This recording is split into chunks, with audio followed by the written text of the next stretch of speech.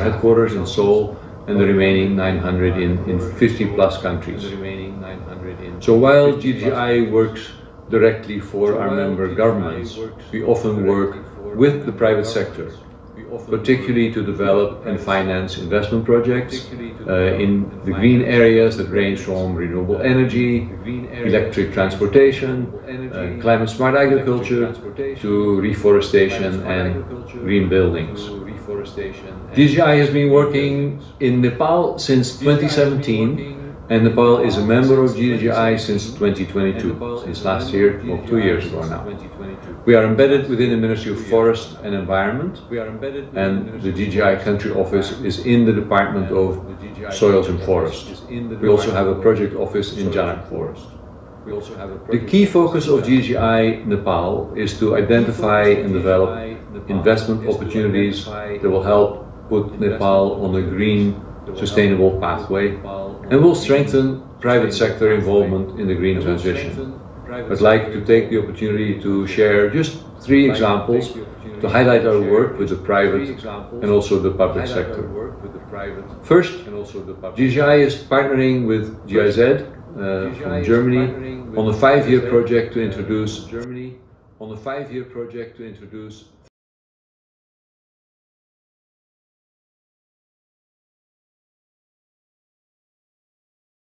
3,500 electric micro and mini buses that are being fossil fuel based to being renewable energy based. Public transportation in Nepal is largely in the hand of private companies, and we will therefore facilitate private transport companies, to have access to loans on attractive terms from private banks in Nepal. We'll also work closely with the government of Nepal on technical and policy issues, such as technical standards for buses and charging stations.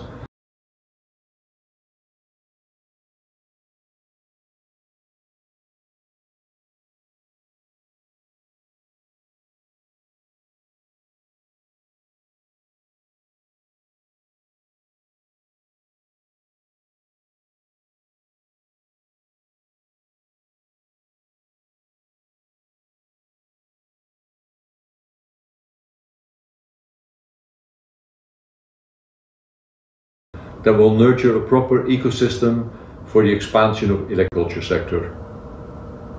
According to the government of Nepal, hydrogen will be a potential national priority.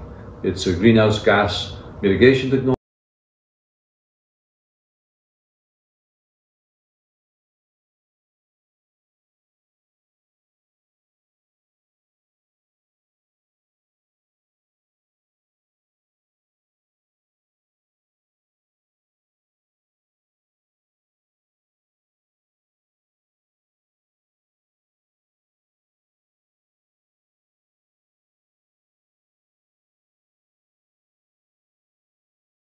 And a strategic opportunity for long-term sustainable management, focused on the brick sector. Brick production in Nepal is one of the main economic activities, contributing to about 10% of the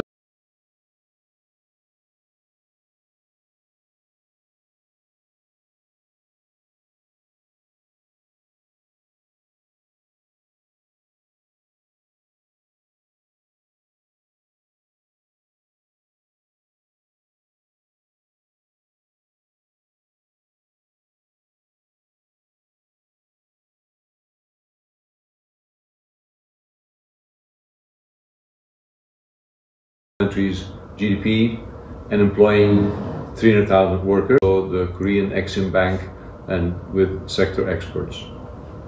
So while we have other projects in Nepal, particularly a large program to support climate smart agriculture,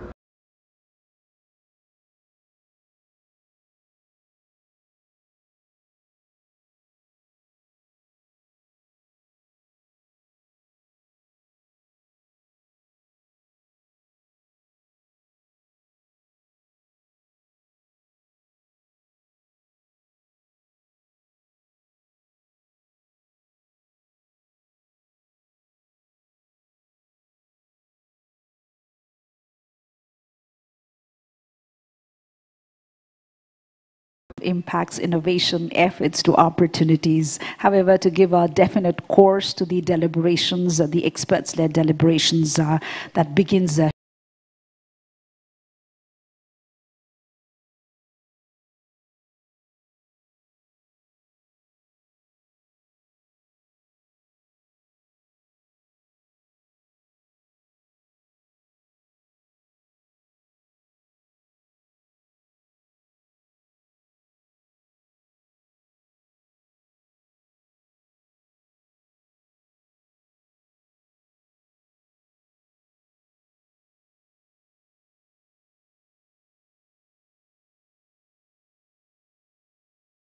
shortly here at the forum. May I now invite for a presentation Dr. Surendra.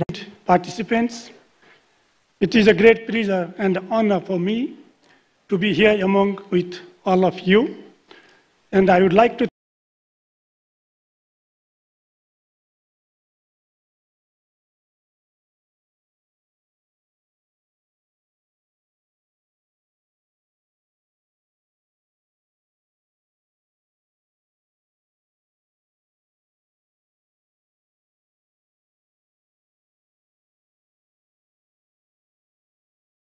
thank the Investment Summit team for organizing this session. Need for investment in Nepal as well as in the region. What are the opportunities we have for investments, and which products are the low-hanging fruits where we see the comparative advantages for countries like Nepal. So ICIMOD, as many of you know, is the International Center for Integrated Mountain Developments. It is a regional mountain knowledge, learning, and enabling center, working on sustainable mountain development, focusing on mountain and the people. It is owned and supported by 8 countries, Afghanistan in the west to Myanmar in the east. So ICIMOD is organized into 3 strategic groups. The first one is about reducing risk of climate and the environment, which also includes reducing the air pollution risk. The second strategic group is about promoting mountain resilient economies and the landscapes. And third one is how we can enhance the regional cooperation, bring these 8 countries together and go with a common voice, the collective voice to all these global and regional platforms so that we are heard better. And the Hindu Kush Himalaya region, as you know, it is a global asset for food, energy, water, carbon, cultural and biological diversity. It extends from Afghanistan to Myanmar, 35,000 kilometers in length and 4 million square kilometers. And it is the water tower. 10 of the major river systems in Asia, they are fed by the glaciers. So the largest mass of the ice, besides the north and the southern pole, is in this region. That's why we call it the third pole. However, this region is melting 2 times faster than the rest of the world. So this has a huge implications in hydropower, in agriculture, in life and the livelihoods. So that's why we need investment to reduce the risk, which we call triple planetary crisis, climate change, air pollution, which is an emerging threat, and the biodiversity loss, and the build resilience. That's why we need green and resilient economic focus. When you see yesterday, we heard from eminent speakers about the need of road, need of infrastructure, need of hydropower and all those things. So what we need to consider when we talk about the infrastructure is the fragility, the vulnerability of the mountain lands, the hilly and unstable slopes, and the unpredictable rains, too much, too little rains, and the prolonged droughts, they are causing number of landslides and the death. If you see in 2022 figure, we had 327 landslides, 99 deaths affecting 992 families with economic effect of 88 million Nepali rupees, which is a big thing. So when we talk about infrastructure, we need to think of resilient infrastructure. The second point, when we talk about investment, we need investment to have a clean air. We could see, we had to divert the flights. we had to close the schools and the colleges. So what we need is investment for air pollution solutions. We could see the examples from Beijing in China. At one point of time, it was very hard to see the sky. So now they have managed to reduce the air pollution significantly. So we need investment to promote air pollution solutions, because air pollution is a big challenge, not only for Nepal, but the globe. If we see the WHO figure, 7 million deaths worldwide every year due to air pollution. The third area where we need investment is restoring biodiversity and reviving life. This is again a global challenge. Over the last century, we have lost 70% of our biodiversity. And if we consider countries like Bhutan and Nepal, or the Himalayan regions across the Hindu-Kush Himalaya, the 85% population, they depend on highland ecosystem or the ecosystem services. And the quality of these ecosystem services is degrading. As you could relate the figure from Sikkim, the huge population of yak died over a week 2 years ago because of the extreme climates and the weather. So Nepal has identified some priority sectors that need urgent investment, and we also contributed in identification of those sectors as a priority sectors for Nepal with the Ministry of Forest and Environment, with this nationally determined contribution, which says that if we want to have an adaptation, and the adaptation need is equal to $45,940 million if we want to meet our NDC targets. And if we see in Nepal's aid atlas, of this need, 45,940, so far the commitment is for $2,289 million. And the disbursed is $197 million. This does not include some of the figures from the World Bank, ADB, and other multinational development bank. This is a tentative figure which we collected from Aid Atlas, our partner climate analytics. And this shows that, there is a huge gap between our need for adaptation and the fund that is flowing in Nepal. I think Mr. Secretary will elaborate on this. And agriculture is the Nepal's priority sector when we talk about the adaptations. But this is the sector which is globally underfunded. If you see the 2022 figure, the total climate finance was $660 billion US. And of the total $660 billion, only $28.5 billion went to agri-food system, which is our most priority sector. And of these $28.5 billion, the small-scale farmer, because in countries like Nepal, the farm holding is less than 5 hectares, all smallholders, and they received only 1% of the total climate finance. But if you see the impact of climate change in agriculture, as per FAO, it is 25% of total impact of climate change absorbed by agriculture sector. But they receive very tiny funds from the climate finance. Similarly, when we say the forest biodiversity and the water management is our second most priority, as highlighted in NDCs, and there also, it is a huge untapped potential. Nepal is rich in natural resources, as we heard yesterday from many eminent speakers, but this potential is still untapped. If we see in China, they are making a huge business with this traditional Chinese medicine, harnessing the potential of nature. But here, if we see our export of these medicinal plants or the Ayurvedic medicine, it is very, very less. And another challenge with regards to the nature is undervaluations. We are not giving the due recognition of the ecosystem services that we get from the nature.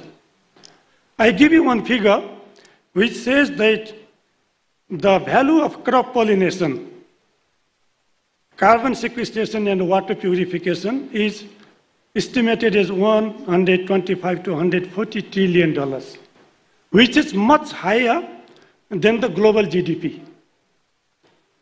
if the services we get from the ecosystem, from the nature is much higher than the global GDP, then what we need is we need investments in these particular sectors.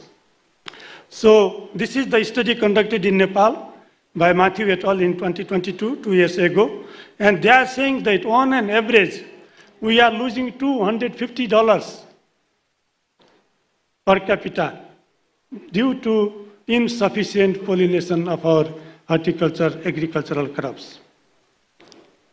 But if we see on the other side the potential, there is a huge potential to invest in bees, in honey, and many other value-added products. I did one study in which I could see that, from one single plant, which is called butter tree, cherry plants, we can have 18,000 metric tons of honey in a year. But we don't have a huge investor focusing on beekeeping of the honey, of the NTFPs and the medicinal plants. So this is what I wanted to highlight. And then we have many niche products and nature-based solutions which can be low-hanging fruits for the investors. For example, in agroecology, we have not gone so far with the chemicals, with the chemical pesticides and the fertilizers. So there is a huge scope to promote organic agriculture, to produce safe and hygienic food in Nepal, to certify them as organic. What we need is investments. And the Nepal Investment Board, they have come up with a good list of the products which have a comparative advantages, like large cardamom. If you see the large cardamom that we have in Nepal, this is available only in 3 countries of the globe, Bhutan, Nepal, and India. So it is a unique product. But we are not able to position this cardamom as a unique product in the global market because we don't have enough investments in these sectors. Similarly, in all these products which are identified by the Nepal Investment Board.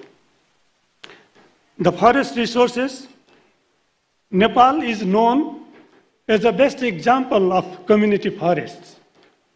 We know, Elinor Ostrom, who received Nobel Prize as the first woman in 2009, she mentioned the case of Nepal, how important it is to engage communities who use natural resources in the management, giving the community forest users group as an example. But at the moment, we are not able to harness the potential of community forest users group and the community forest in terms of bioprospecting, in terms of getting businesses out of the non-wood forest products that we have in the forest. We have 45% forest, which is huge. So what we need is investment to focus on biotrade, bioprospecting, and bio-businesses. Similarly, water management. We have plenty of springs, but we lack irrigations in our agriculture sector. And many communities in the hills and the mountains, they are facing challenges in getting drinking water. And we did one survey in western part of Nepal, in the Ilek and the surrounding districts, and what we found that 70% of the springs, they are drying up. But the good thing is the dried up springs can be revived if we follow certain protocols, if we bring investments. Because water is life, not only for human, but also for agriculture and other biodiversity. So this is another area to improve irrigations, to revive springs, to purify water, we need investments. And another most important area where we need huge investment is disaster risk reductions. This morning I was listening to news about the fire spreading across Nepal. The visibility is very low in Kathmandu and other places. So what we need is, the community-based flood early warning system. The early warning for the fire, early warning for the Gulf, glacier lake outburst, early warning for the landslides. And it requires huge investment in terms of setting the monitoring, setting the instruments, digitalizations, and many other areas. And the good thing is, yesterday I was so pleased to hear from the delegates from China, from India, from Bangladesh, and across the globe that the prospect for regional trade is very good. The future looks bright. If you see this figure from UNESCAP, they are saying that the intra-South Asia trade is going to be growing up like anything. So we have 3 billion people close to us, China, India, Bangladesh, and around us. So market is there. So what we need to do is, we need to invest, we need to come up with the quality products, and we need to position our products as nature-based solutions and harness this potential of our geological situations. So what can be done to harness these potentials? The first thing is we need to strengthen the ecosystem for the investments between the investors and the investment seekers. Yesterday I was hearing from some of the investors that in Nepal we don't have many investment seekers. So to come up with a good number of investment seekers, we need to support the creation of alliance of incubators and accelerators who can develop the startups, then provide some seed funds, develop the new ideas, new innovations, seed to scale investment in green resilient enterprises, and then the investable business cases. Government can support, the development partners can support, so that we have a good number of investable cases, bankable businesses that we can market in this type of forums. And then the harnessing investment expertise. We can learn from other countries how they harness the investment opportunities in their countries. And the ICIMOD as a regional learning and enabling center, we can bring countries together, at least in this Hindu-Kush-Himalaya region, interact and learn from each other and build on the experiences of India and other countries. So with this, thank you very much. Once again, thanks for the opportunity.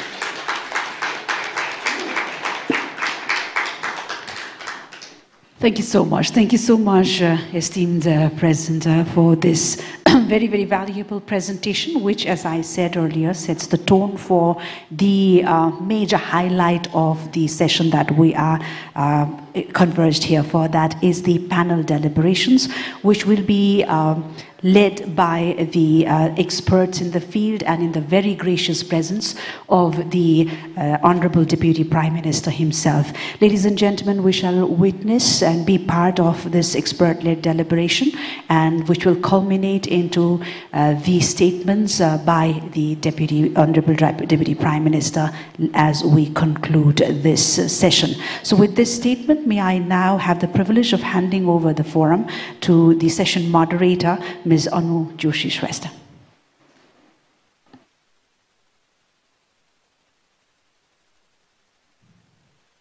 Thank you so much, Shivani.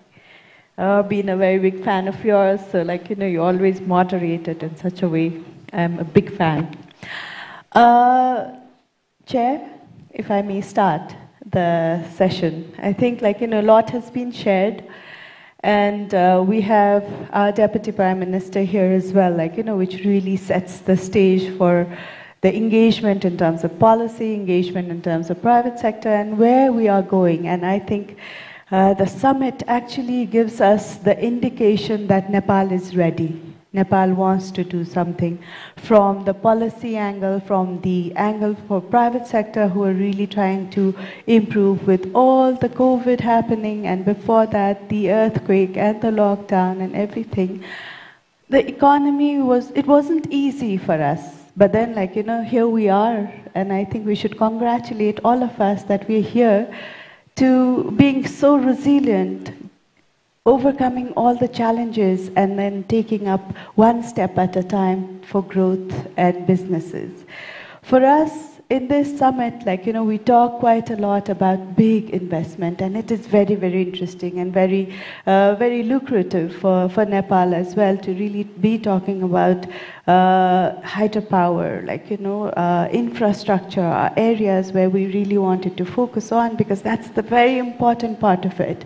But then I think it is also very important not to miss out the small sectors, not to miss out sectors where micro and small enterprises are contributing to. The real need for investment also lies there. It's a little bit difficult thing to do. It's but then the outreach becomes very, very high. And also the growth trajectory of the country would be based on these sectors. So basically where we are looking at is agriculture sector, tourism sector, digitization processes that we're looking at. And the fact that the presenter just said, Surendra Joshi, Dr. Surendra Joshi, who really set the context of what are the areas of opportunity here. If it is climate financing is only contributing 1% to agriculture sector, do we really need to see and focus in this sector or not? Also, the areas that he really talked about is the ecosystem services that we have, water, air, these areas where we never account it for. Do we do the valuation of these ecosystem services that Nepal could actually? So do we harness our comparative and competitive advantage? So this session, ladies and gentlemen, basically focuses on small and beautiful areas where we really are trying to build on and ask for investment and say that we're investment ready. With this, I want to really get into the panel discussion. And in this panel discussion, I think we would segregate it in such a way that we cover the policy aspect first, and then we cover the enabling aspect. Then we get into the private sector,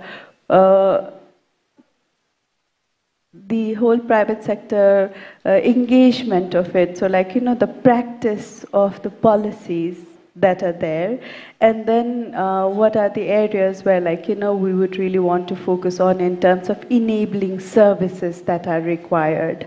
So with this, without much ado, I would really like to request our Honorable Secretary, Ministry of Forest and Environment. We work quite closely with Ministry of Forest and Environment at ECMOD, and our Secretary Deepak Kharal has been really a person who would finish the line, who would, once he decides, then he has to do it. So I really appreciate that aspect of yours. And the question for you, sir, is, given Nepal's existing national determination contribution and implementation plan for mitigation and national adaptation plan, with sector-specific target and resource requirement, the conservation of forest, biodiversity, and watershed emerges as a second priority for adaptation, necessitating around $8,700 million for adaptation action. Where do you see potential investment or finance emerging from to fulfill such requirement? Over to you, sir.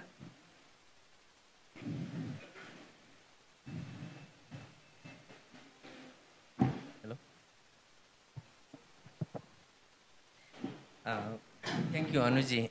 First, dear chairperson of this session, Deputy Prime Minister and Minister for Home Affairs, dear colleagues here in the dais, and also invitees and participants in the session. First, I would like to thank the organizer for organizing these sessions, especially focusing on investment in green sector, and also inviting me as a panelist to discuss in this session. And I would like to begin with a statement that when we talk about investment, generally what happens, the investment from private sector, it comes in mind at first. But investment in nature and investment in green sector should not consider only the investment in private sector. The investment should come, finance should come from all sector of the society, all level of the society, and all tiers of the government need to be considered. This, we are right now at the very challenging situation in the world. Climate finance we are talking about. As climate change is a very serious situation right now. It's a climate crisis is in very severe situation. And Nepal is already in a very vulnerable situation, and risk is very high in our there. To overcome this climate crisis in Nepal, government of Nepal has identified many climate actions, especially climate actions in terms of mitigation actions and in terms of adaptation actions. And these climate actions have been documented in our National Adaptation Plan and National Determined Contribution Implementation Plan. And these two documents right now we have what kind of actions need to be done to overcome the climate crisis in the coming days. That's why these two documents has identified especially mitigation action and climate adaptation action. Nationally determined contribution and implementation plan is much concerned with over all sector of the all sector and all theme of the government, and adaptation actions are much focused in the adaptation part. Adaptation actions are very very important in our situation, and mitigation is little important for our case. This national adaptation plan, as you said in your question, that forestry, biodiversity, and water sector has identified some activities and actions, and which has identified about 8 billion US dollar for investment in the coming 3 decades of time. Then sources for this investment is very serious in our case. And we have a government funding. One of the sources comes for investment is government sources. But government sources is quite limited, and government do not have sufficient resources to invest in this climate action. If you see the government funding of this fiscal year, about 10% of the government funding goes to the climate action, and rest of the things government has another priorities to invest, and rest of the resources should come from the outside sources. And these sources for climate action, especially from the international climate finance, is one of the mechanism to invest in this area. This international climate finance right now, if you see, you will find this what we call a LDC fund, adaptation fund, loss and damage fund, green climate fund. This kind of mechanisms right now we have at international level, and this international climate finance we should mobilize for investing in this green sector. Also, area of this investment is from our development partners. We have especially these development partners are working here in the countries, USAID, UKAID, SJICA, QUAKE, and other development partners right now we have. They are another sources of investment in this sector. And also we have multilateral and bilateral development banks which also invest especially in the climate actions. But they comes with the blending approach, you know. They comes with loan and grants together, and especially we accept the grants for climate actions and loan for other development parts. Not only that, we also should, and our NGOs, INGOs, we are getting supports in our climate action. Especially these NGOs, INGOs, and community-based organizations, academic sectors provides the supports to the government, especially in capacity development, awareness, and these sort of things, study, research things. This government receiving supports from this. This is one kind of investment we can also assume. And besides that, right now we have entered into this carbon trading mechanisms. This is another source of funding and another investment for climate actions. These kind of opportunities are there to invest in the climate action right now. This is our situation, and government is thinking, especially receiving the grants for climate action.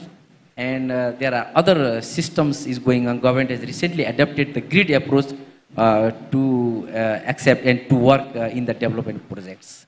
Right now, I stop right now here in your questions. Thank you. Thank you so much.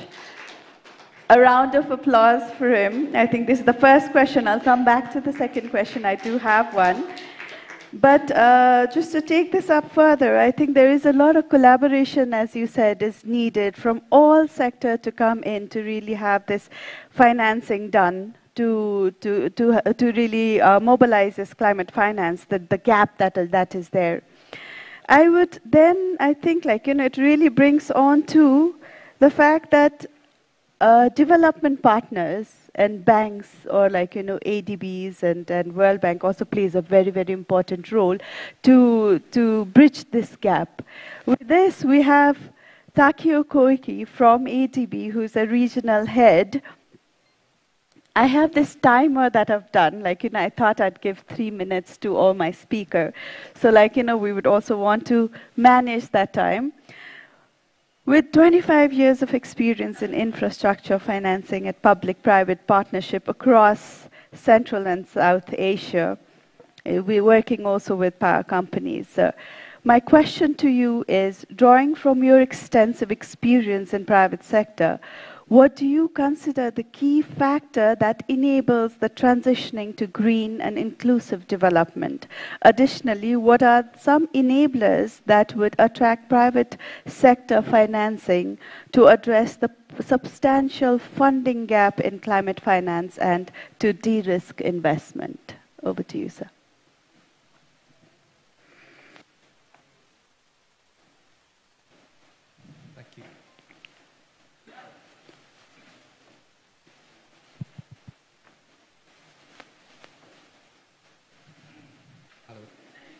Good morning. Thank you. Honorable Deputy Prime Minister, and also distinguished guests, and then also colleagues. Good morning to you again. My name is Takeo Koike from Asian Development Bank. And this time, I'd also like to thank the organizers for actually setting up this very important kind of discussion place, and then also inviting me as one of the panelists.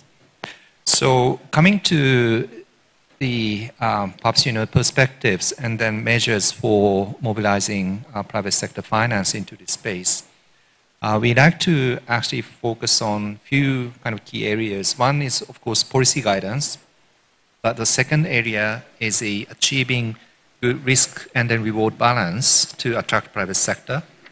In that respect, the government's role is very important. Also, the donors' roles are quite important. And then, in addition to that, we'd like to stress that the capacity to identify right projects and then structure bankable project structure is also very important.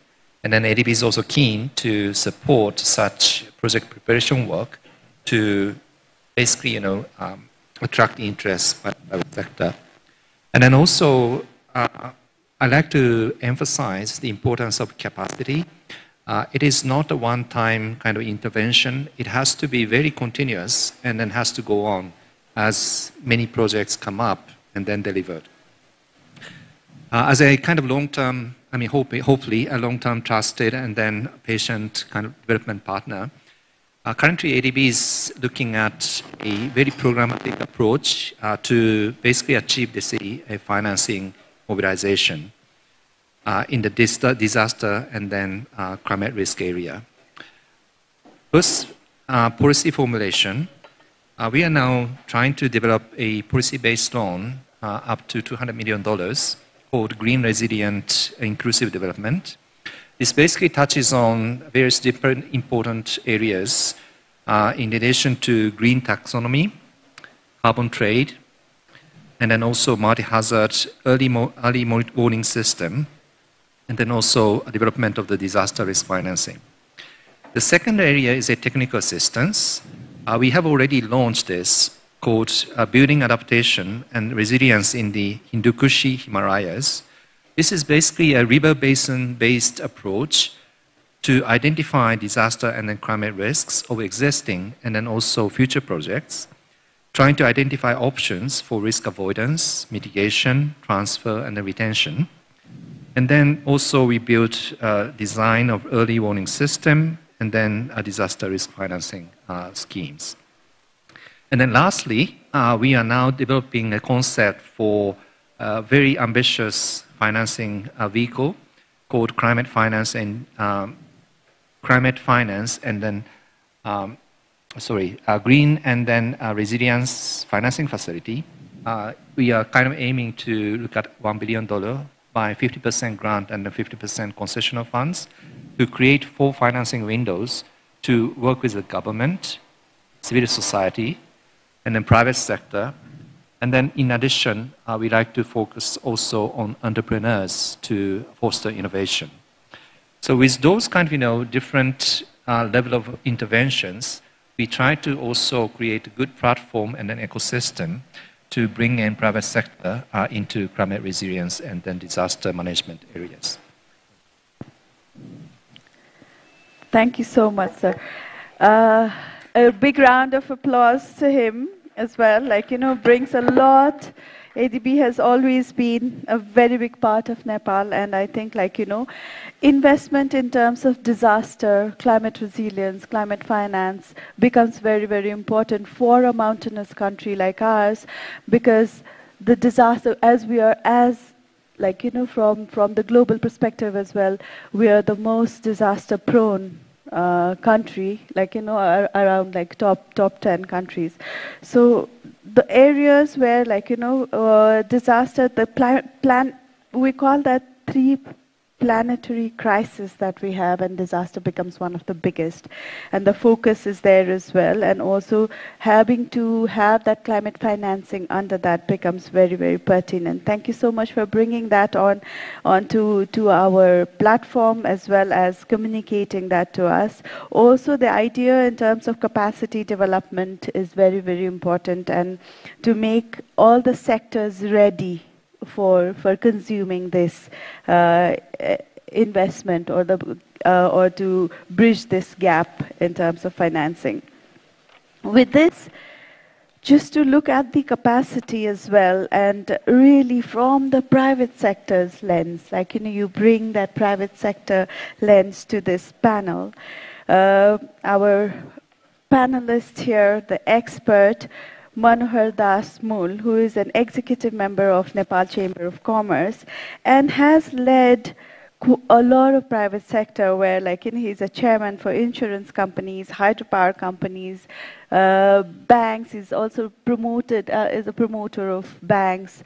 So from the private sector, and you're also investing quite a lot in the small and medium enterprises and the loan that these people are trying to fetch. And also, the capacity of these people, if it is, are we enough? Do we have that? So what are the key drivers, opportunities, and challenges for strengthening ease of doing business for such a large people, who are in contact with you in terms of trying to get insurance, maybe trying to get loan from the banks? So with your experience, what would be those drivers?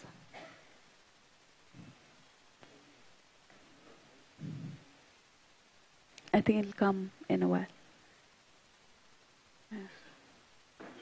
Yeah, it's coming. Yeah, I think it's working. Thank you, Anuji. Right Honorable Deputy Prime Minister and Foreign Affairs Minister, and the esteemed panelists here with me. Regarding your question, for strengthening the ease of doing business in Nepal, it requires a comprehensive understanding of the key drivers, opportunities, and challenges facing the country. I think here are some of the key factors to consider. The key drivers, the government initiatives. The Nepalese government has to show the commitment for attracting foreign investment, and for this, I think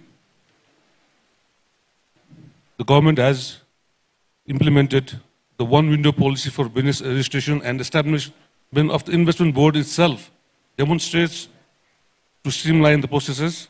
It demonstrates the Nepalese effort to streamline the processes.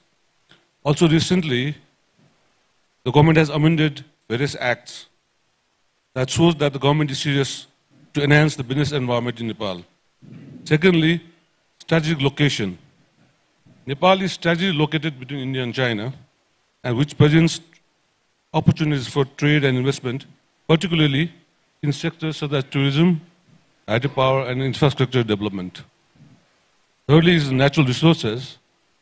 The country's abundant natural resources, including water resources for hydropower generation and scenic landscapes for tourism, provide opportunities for investment and economic growth.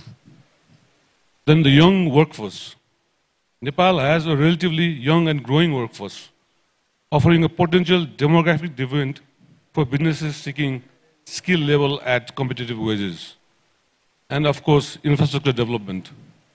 Investments in infrastructure, including transportation, energy, and telecommunications, can improve the connectivity and thus reduce the cost of doing business in Nepal. Now, coming to the opportunities, tourism. I think it has been said many times, Nepal's rich cultural heritage, biodiversity, and of course, scenic landscapes and adventure tourism opportunities present significant potential for growth in the tourism sector. Energy is another sector. With its abundant water resources, this has been said many times and again, Nepal has a potential to become a significant exporter of hydropower, attracting investment in energy sector and for the infrastructure projects. The potential for solar and wind energy also is immense. We have a ready-made market for energy-hungry countries that are our neighbors. And of course, agriculture and agribusiness. Agriculture is a key sector of the Nepalese economy. I think this has been said earlier also. And there are opportunities for investments in agribusinesses, including food processing, agricultural technology, and export-oriented agriculture for high-value agro-products. And of course, the food processing industries have a multiplier effect on the economy. Information technology. Nepal's growing IT sector, fueled by a young and educated workforce, presents opportunities for outsourcing, software development, and IT-enabled services. As one of the speakers yesterday has rightly mentioned, geographically we are a landlocked country, but now we can become a land-linked country through IT. This is one sector in which we have a level playing field with other competing countries. Manufacturing. There is potential for investment in manufacturing industries such as textiles, garments, pharmaceuticals, light engineering, leveraging Nepal's skilled labor force and strategic location. The scope of investment in industries based on local raw materials is also significant. Now coming to the challenges, of course, bureaucracy and corruption. Complex regulatory processes, bureaucratic hurdles, and corruption can hinder the ease of doing business in Nepal, which could discourage both domestic as well as foreign investors. So we need to streamline our processes and to make our regulatory framework more transparent. Infrastructure deficit. Inadequate infrastructure, including transportation, energy, and logistics, poses challenges for business in terms of connectivity and reliability and cost. The government needs to focus on infrastructure development. This is the sector where Nepal needs to attract foreign FDIs. Political instability. Political instability and frequent changes in the government policies create uncertainty for the investors and can deter long-term investment. There has been frequent changes in the government, but yesterday we heard the finance ministers, both past and present, belonging to different political parties, all stressing a unified approach to economic and business policies. Access to finance. Limited access to finance, particularly for small and medium enterprises, constrain business growth and entrepreneurship in Nepal. Also, the lack of sovereign rating is also hampering our ability to access foreign funds. Skills and shortages. Despite the young workforce, there are skill shortages in key sectors, including technical and manual skills, which can affect productivity and competitiveness. We need to invest in technical education and create a skilled manpower. So, my focus is that we have to look at the challenges and we can take up the challenges. And of course, the government has taken initiatives to take up the challenges. And also, if you look at the World Bank Index for ease of doing business, I think Nepal is ranked around 94, I think.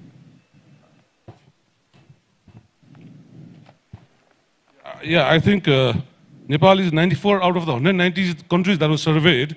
And if you look at our regional neighbors, I think Bhutan is on 89, Sri Lanka is 99th, India is 63rd, Maldives is 147, Bangladesh is 168. So if you look at the index, Nepal ranks relatively well, but I think there is a lot of need to work for us to make doing business better in Nepal. Thank you. Thank you so much, Manoj sir. I think round of applause. And also the fact that we are ranked not very low, I guess, like, in an average 94 in terms of ease of doing business. As we do our business, we really think, oh my God, there's so many things that needs to improve. And when I was writing the challenges, I was like, yes, all these are big challenges, but then to really know that we're quite well in terms of ease of doing the business is an opportunity for all of us to really look at Nepal in a brighter side and say, hey, we are ready for investment. I think your deliberation in terms of us having this one window policy which is coming up, having Nepal Investment Board set up is already the fact that we're already ready for investors to come in. Also, the fact our comparative and competitive advantage over the strategic place that we're linked in. And also land link is such a wonderful thing to think of, where we are talking about we as landlocked. Just to look at ourselves as land link changes the whole perspective of how we would see Nepal now from today. And also IT becomes one of the major factors which would also change the narrative of us being landlocked to land linked. I think thank you so much, a wonderful deliberation from your side, and I think I hope all our audience here, are we enjoying? Are we are we seeing the perspective here? I can see a lot of smiley faces, so thank you so much. With this, we have an international guest here from India, and then we specially invited Navita Srikantji, who is an international development expert, has worked in various government and international organizations like ADB, World Bank, as well as together with the government of India, and has an extensive experience working with Nepal government in terms of looking at various risks such as crime, fraud, and how do we mitigate such risk? How do we really, if you are to really look into the investment bit of it, the risk becomes very, very important to be looked at, and also how these risks are embedded in the governance structure.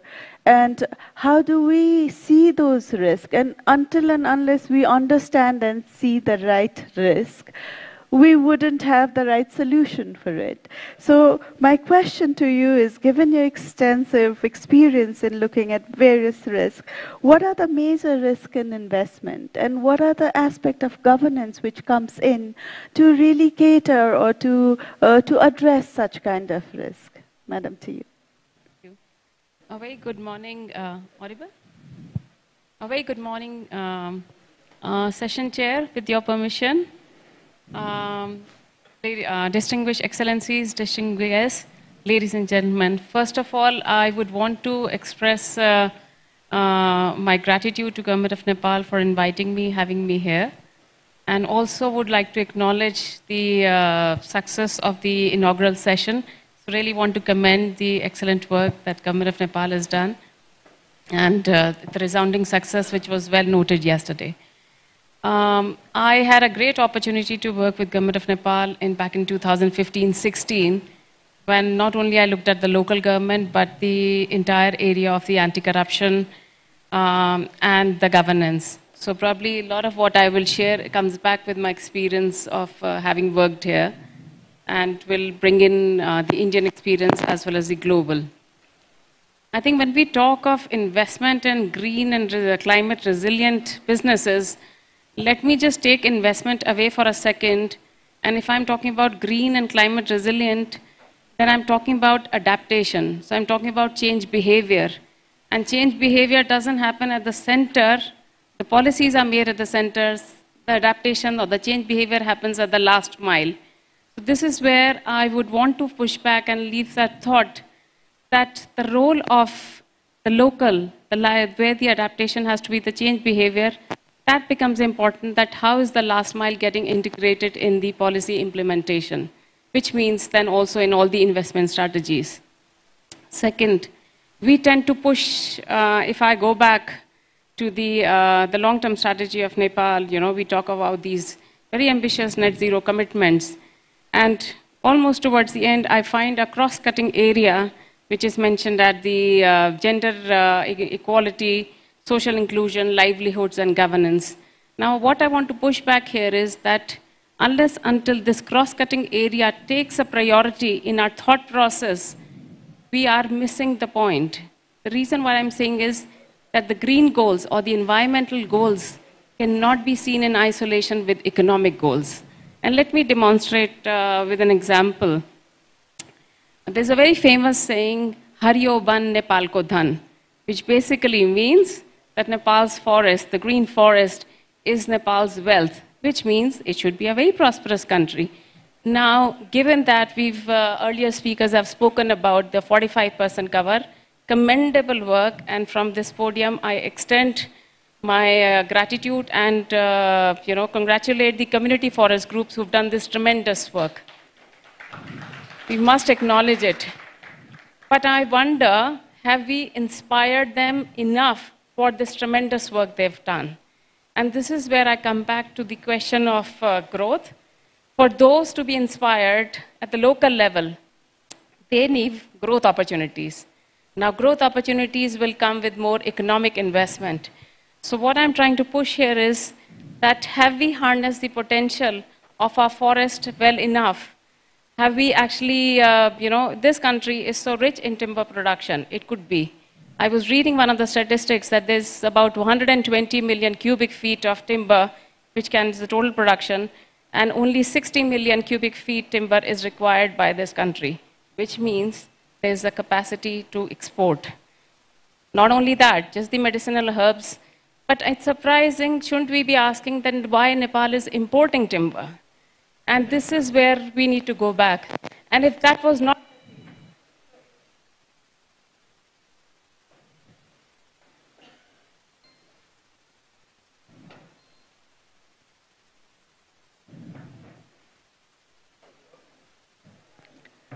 Sorry for the technical glitch. Are we changing the mic? Okay.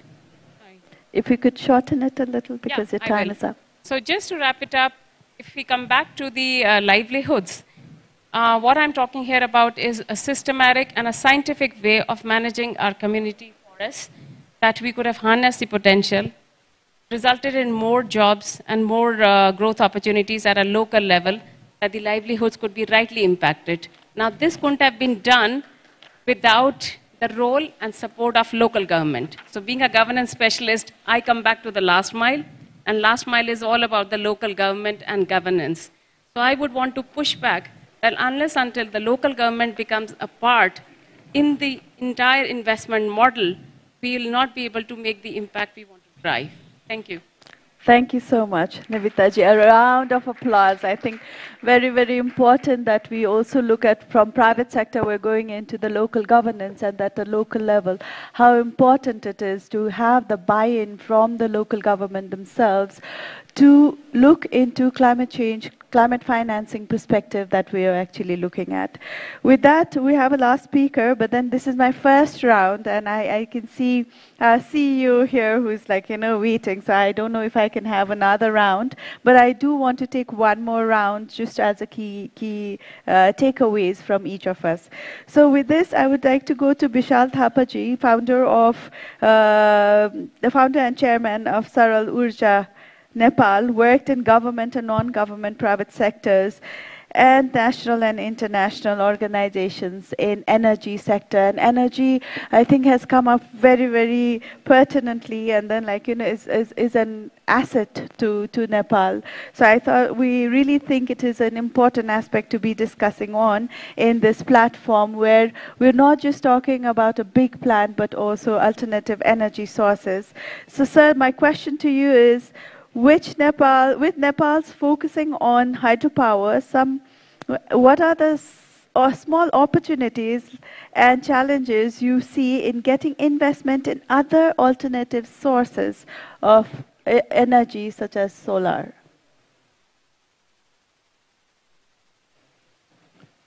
Thank you. Honorable Deputy Prime Minister, Secretary Karel, dignitaries, ladies and gentlemen, a very good morning to you all. Thank you for the question, Ms. Shrestha. It's a pretty loaded question because in Nepal, as perhaps many of you know, the space to really engage an honest assessment on hydro is quite limited. And so I draw upon the full immunity provided by the Nepal Investment Summit to give you a rather candid take on what hydro means to Nepal and what the prospects are for alternative energy. Over the last 2 decades, the growth in Nepal's energy sector and the impacts that it has had has been tremendous. Energy access is now over 95%. There is an increased demand and supply balance, and we export a significant amount of electricity to India. Nevertheless, at this moment, the very singular and sole focus on hydroelectricity now threatens to betray the people of Nepal. We can't keep producing electricity if we can't deliver it to the people that need it, when they need it, and at affordable rates that they need it. Let me give you some examples of what this might mean. Electricity accounts for less than 6% of Nepal's total energy use. It is one of the lowest in the world, certainly the lowest in South Asia, and 66% of our energy use comes from traditional biomass.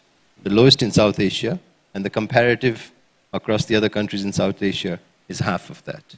If we were to electrify that, we would not only double, we would increase our electricity demand by order of 10. An estimate from the government of Nepal Ministry of Energy shows. Approximately 2.1 million households in Nepal currently use less than 7 units of electricity per month.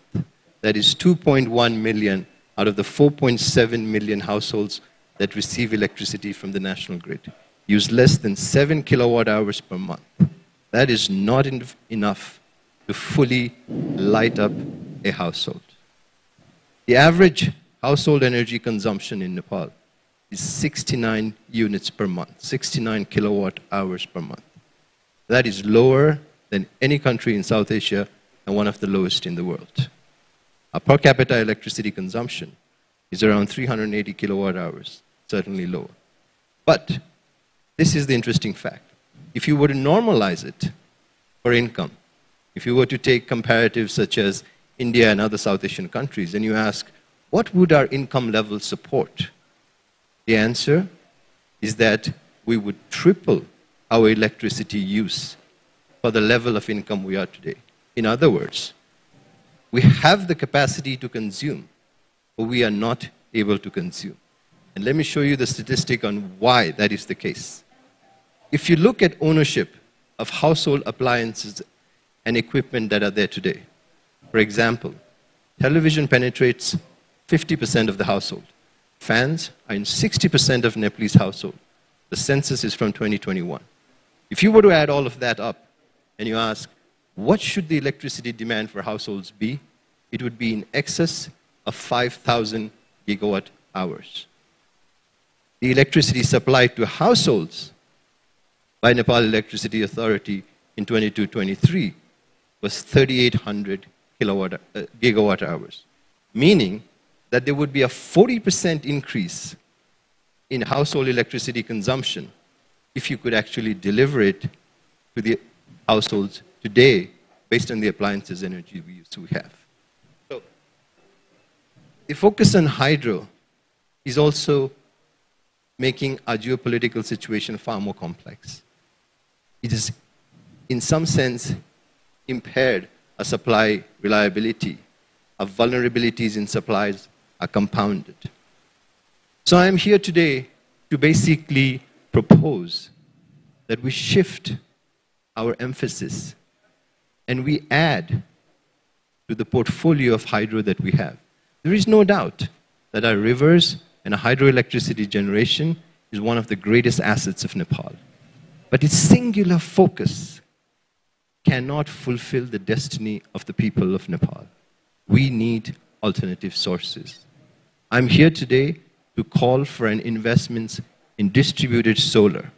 And by distributed solar, I don't mean the centralized solar plants that supply electricity to NEA. I mean systems that provide electricity directly to the consumers. These are not off-grid systems. These are systems that are integrated with the grid, that today can add to reliability, can add to affordability, and can provide and multiply the clean energy supply that is available to consumers. Around the world, these kinds of systems are being used upon now by countries around the world to enhance reliability, to enhance resilience, and to provide consumers the choices they need in order to make cleaner energy affordable, resilient, and more reliable. So I'm here today to build on the work that has occurred in this sector, and I'm calling specifically for a $20 million investment to empower Nepalese to be able to participate in the production and generation and consumption of electricity on-site using clean energy and in a way that supplements the growth of hydro that has been in Nepal. We need to invest not just in Nepal, but we also need to invest equally in Nepalese. The destiny of the people of Nepal must also belong to the people of Nepal, and this investment is extremely critical to realizing that. Thank you. A big round of applause. He just made a pitch, which was really, really interesting. And also the fact that we're also looking at climate resilience, the alternative sources actually builds that resilience of us as well, in terms of not being solely dependent in one area, but then having an alternative areas to look into. So I would really like to go into a rapid round now with all of us, like, just giving us 3 points in terms of the key takeaways that we wanted. And I would like to start with our Secretary, Deepak Sir, to really look at what are the instruments that are here. I can just to say, what are the instruments, what is ministry doing in terms of, really tapping on to those investment, and to also to aim these sectoral targets that we have as well. So 3 key messages that we want to give on what we are doing at this point of time. Okay, thank you again.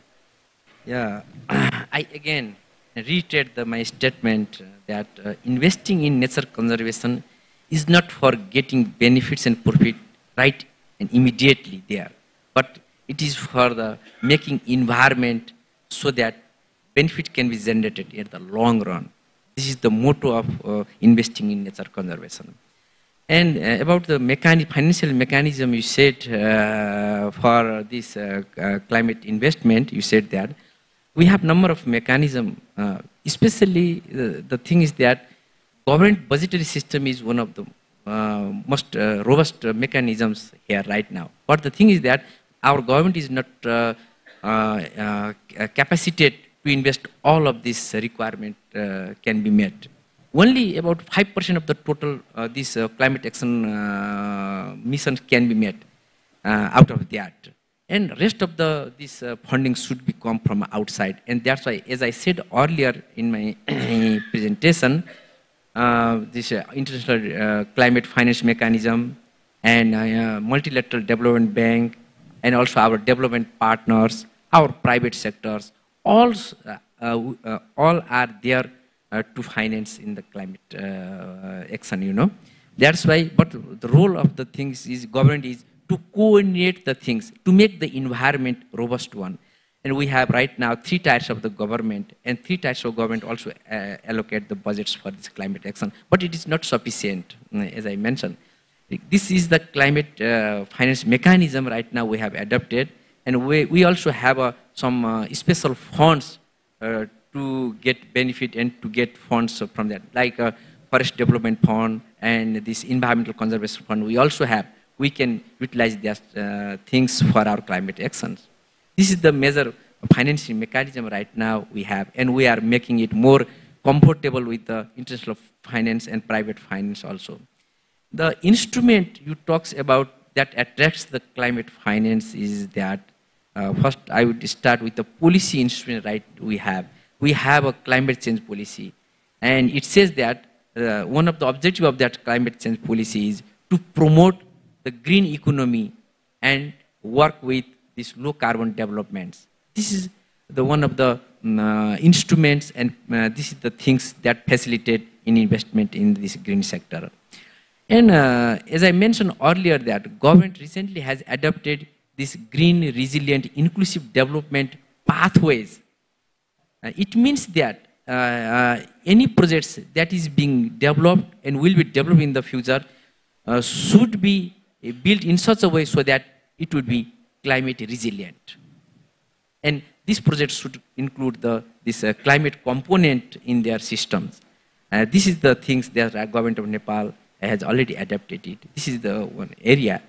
And policy, I already mentioned this is there. And we also have a regulatory mechanisms which provides the facility, which facilitate for climate investment. We have a Environment Conservation Act right now. And we have a provision of investing in adaptation action and mitigation actions there. And there is also provision of to take part in the international, what we call it, carbon trading. This Act has given permission to the government to take part in the international carbon trading. This kind of instrument and this kind of situation government has built so that investment can be made easily over there. And few things, as we said earlier, and investment in nature and investment in climate action, especially in the adaptation action, agriculture and forestry sector is the prime one. We should think over that. And it should be sustainable in the long run. And for that purposes, for especially I would talk about this green sector investment and what we call opportunity for investment in the green sector, especially forestry sector. I would say there are few projects and areas where the investment can come and enjoy in this country. Only nature-based tourism development is one of the area where investment is potential from the private sector. And they can get benefit and profit from this involving in this sector. Another important area for private sector to be involved in is that the large-scale investment in wood-based industry and furniture development. We know that more than 10 billion Nepali rupees we have been exporting foreign currency to the outside for importing forest products and other things. And we need to, if we invest more within the country, then that can be saved for our economy. And this is another area where the investment can be made. And also we have, right now government has changed its acts so that this wildlife farming can be done within the country. And people enjoy these products of wild animals meat over the countries. And this is one of the areas where the private sector can be invested and can be attracted. And government has given permission for that purposes. Also, the zoo management is one of the area. Right now, we have a small zoo in the Jaulakhel, which is not sufficient. This is beyond the capacity of the capital. Now, government has also facilitated and changed its acts in the National Park Acts so that zoo can be operated and can be run through investing it in this area. This is another area. It requires large amount of money, of course. That's another area is that. Also the hubs and NTFPs we have. Our earlier presentation, Surendra Joshi from Ishimod has clearly spelled out about the areas of investment in the adaptation action and mitigation action. And hubs and NTFPs are our own resources. And it's our capacity. It is very important resources for the country. And the investment in cultivation, processing, and marketing in this area is another scope there. And so that this private sector investment can be generated in these areas. Also, the agroforestry, our students also mentioned that there are lots of activities where this private sector can be attracted in this green sector. But again, reiterate that investing in nature should not be think in the profitable terms and benefit at the right moment. It should think in the long run. And therefore, I request all the investors, all the parties, all the sector of the society, and to invest in the nature conservation so that our environment can be sustainable for the long run. Thank you. Thank you so much. Thank you so much. A big round of applause. I think, like, the areas touched upon would be a policy guidelines for all of us as well to really look into and harness those opportunities that are here, not just at a bigger scale in terms of hydropower and infrastructure, but small areas like agriculture, non-timber forest products, and then the opportunities that lies there. Wildlife farming is an interesting area, like, we looked into agroforestry. I think these are the areas which we would really want to focus on, and thank you so much for bringing highlight to those areas on asking for the investments to bring in those investments. And I believe that once the policy buy-in is there for us, then I think everything will be steered in a proper way. With that, I would like to go to ADB's commitments to, like, if you could have 3 key messages that you want to give in terms of how do we steer this investment, how do we make this conducive environment for businesses in Nepal?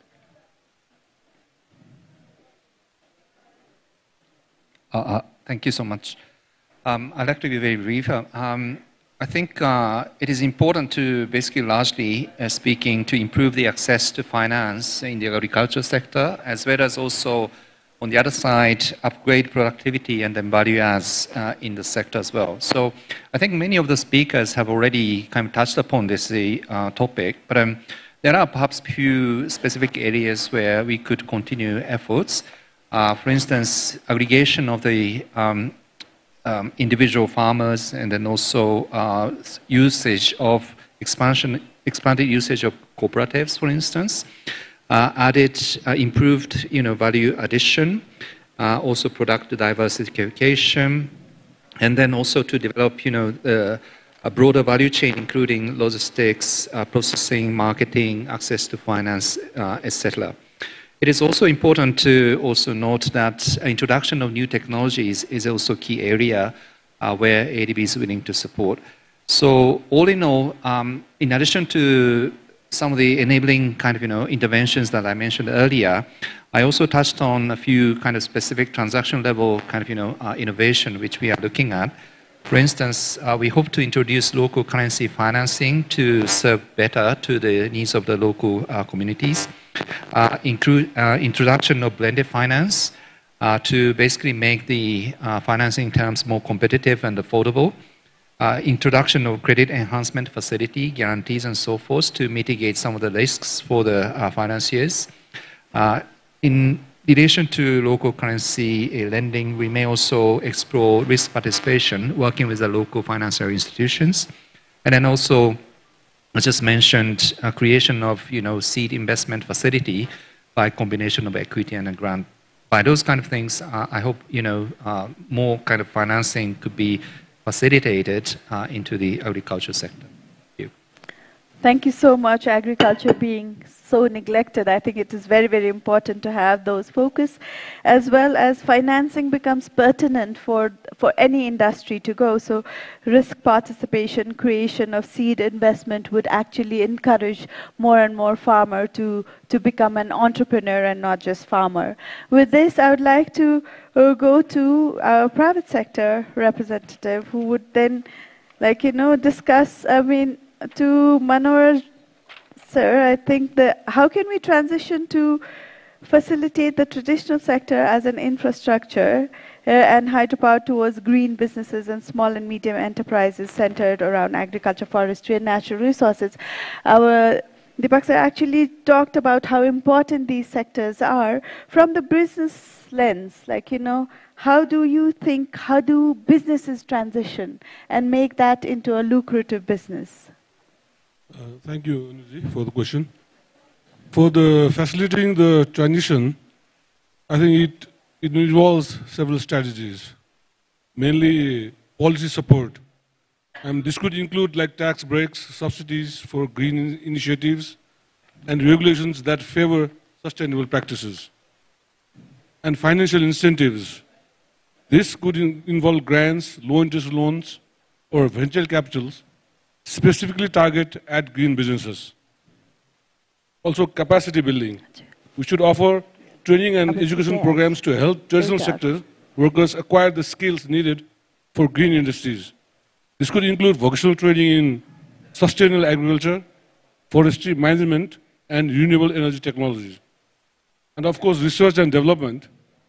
We should invest in research and development to spur innovation in green technologies and practices, encourage collaboration between academia, industry, and government to develop new solutions for sustainability. And of course, PPPs, the public-partner partnerships. We should foster partnership between government, private sector companies, and NGOs to drive investment and innovation in green industries. PPP can leverage resources and expertise from multiple sectors to accelerate the transition. We need the market access also, so facilitating market access for green businesses by promoting eco-friendly products and services, establishing certification standards for sustainability, and creating platforms for marketing and distribution. Now, infrastructure development also is another strategy. Invest in infrastructure that supports green industries, such as renewable energy infrastructure, sustainable transportation networks, and eco-friendly manufacturing facilities. Of course, we need the community engagement also. Involve local communities in the transition process by consulting them on sustainable development projects, providing opportunities for local ownership and participation, and ensuring that green initiatives benefit local economies. Information awareness campaigns also to be taken up, raise awareness about the benefits of transitioning to green businesses and SMEs among stakeholders, including businesses, investors, policymakers, and the general public. Provide information on the environmental, social, and economic advantages of sustainable practices. And finally, incentivizing collaboration. Encourage collaboration and knowledge sharing between traditional sectors and green businesses.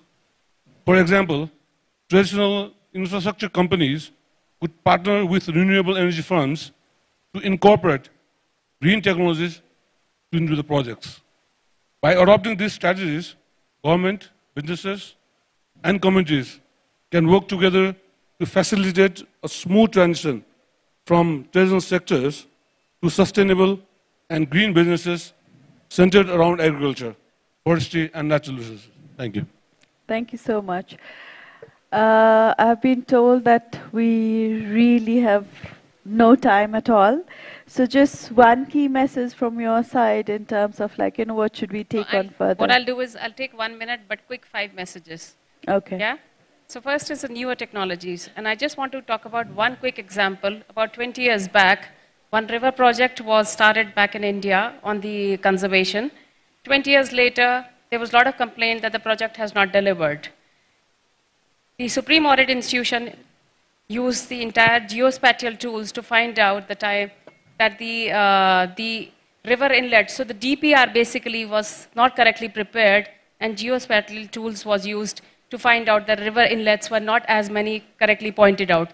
So what I'm trying to point out that newer technologies help you in actually having the right data as a base for then doing the right DPR and then seeking the investments. So I would definitely urge that the National Planning Commission does use a lot of new technologies for the right assessment and the right DPRs being done. 1, 2, back in 2016, the UN adopted a resolution where preparation of natural resource accounts was adopted by 190 countries. And I tell you proudly that India has embarked on this journey, and today, mineral, energy, the entire mineral value chain from the stock to the quality, where it is moving in the chain, where it ends up, is all identifiable. It can be tracked, it can be monitored, it can be audited. So I would highly urge today that Nepal embarks on this journey of adoption of these preparation of natural resource accounts. Third, very important, is we've spoken about significant energy infrastructure in coming decades in this country. We really need to invest in security, and I don't think we've spoken much about security apparatus. that these critical energy infrastructures require significant security, both from the physical and the cyber security. So I would urge that it's time. We are seeking huge investments in hydro. It is time that we can also demonstrate from Nepal that we are ready with all the security backup. Last and not the least, responsible business conduct. Today, presently in the country, in Nepal, we have voluntary guidelines on responsible business conduct.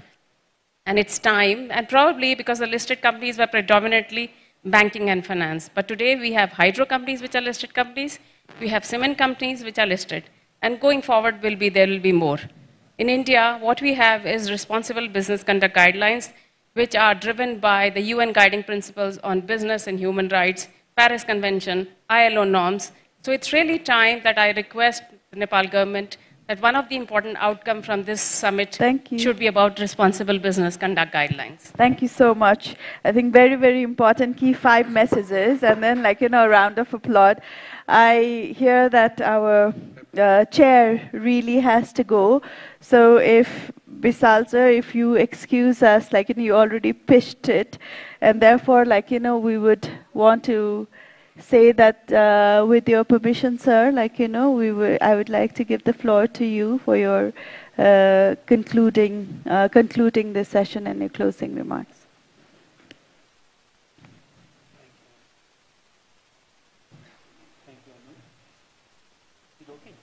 Or would you like to, sir, go to the podium? Yeah, or you? Yeah, okay. Thank you, Anu, for guiding the session skillfully. Thank you, distinguished panelists, for sharing your expertise and wisdom to this august gathering on the potential and necessity of green and climate resilient business and development structure in Nepal. Thank you, participants, for listening to the deliberations very attentively, and I hope that it will be advantageous to you too. Nepal is endowed with unparalleled natural resources and diversities. The Himalayas, towering in the north, provides global services and has nurtured the whole of South and Southeast Asia. The greenery is abundant throughout the country, work as a natural buffer to climate change. During the discussion, what we have all agreed is that we cannot wait any longer to preserve our pristine nature. At the same time, we cannot wait any longer to achieve a higher trajectory of economic growth. We cannot wait any longer for progress and prosperity. To meet all these aspirations, we cannot wait any longer to harness green and climate resilient business and investment in Nepal. Therefore, as a synthesis of the statements and views of our panelists, I would like to conclude the session by inviting prospective partners and investors to bring greener and climate resilient business and investments to Nepal. The government is committed to facilitating and promoting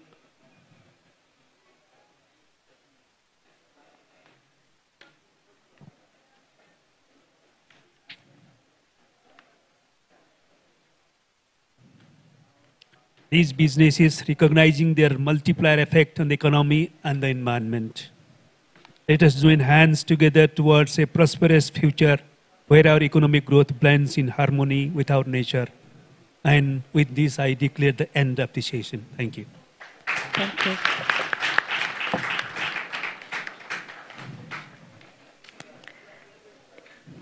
With permission from the session chair, I wish to take over the forum now. And ladies and gentlemen, let us extend a round of applause for this very, very enriching and insightful session, for all the invaluable contribution that this panel has made. And may I now turn to the session chair one more time. If on behalf of the government, I humbly request the session chair to make a presentation of the token of appreciation to the panelists who have contributed to the panel. May I?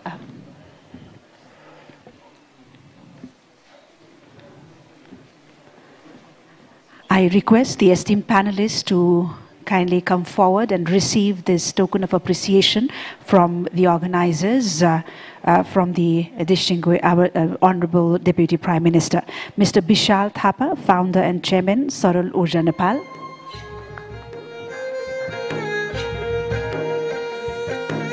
May I invite the Honorable Deputy Prime Minister center stage, please. Pradika ji, if you could come forward. Please come to me, Hamra.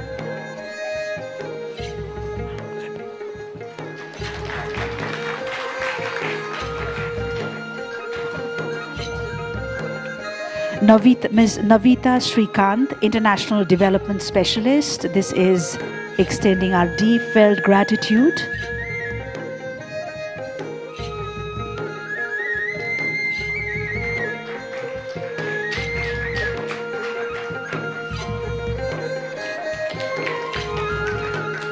Mr. Manohar Das Mool, Executive Member, Nepal Chamber of Commerce and expert in finance sector and promoter of insurance companies.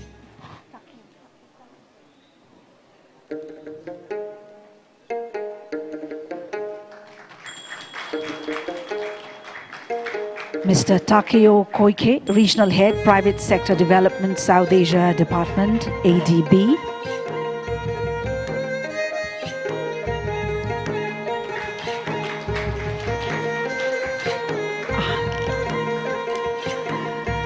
Dr. Deepak Kumar Kharal, Secretary, Ministry of Forest and Environment.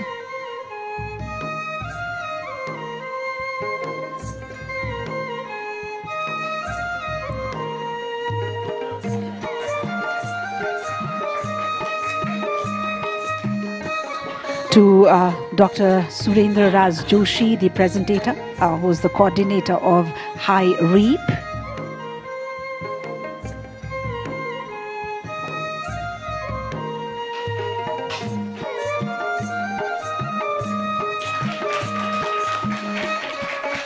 To the session moderator, Ms. Anu Joshi Shrestha, Enterprise and Value Chain Development Specialist.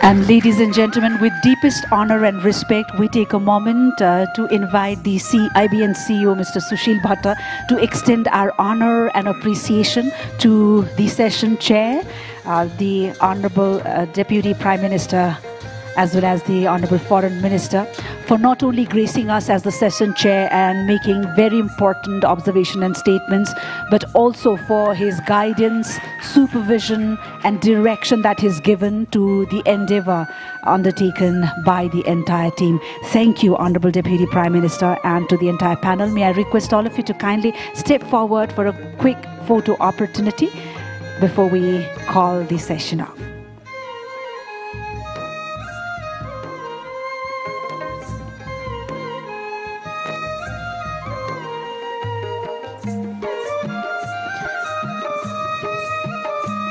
Thank you indeed. We couldn't have been more grateful to our session chair and the members in the panel.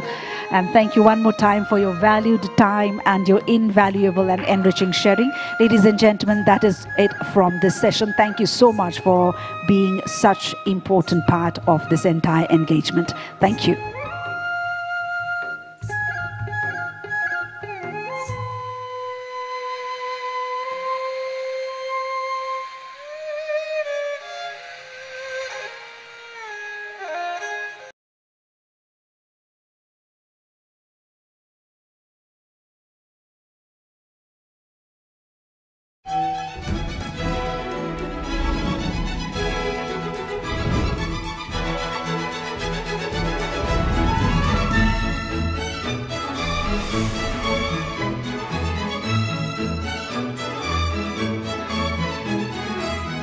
나는 이 학교의 마에스트로다.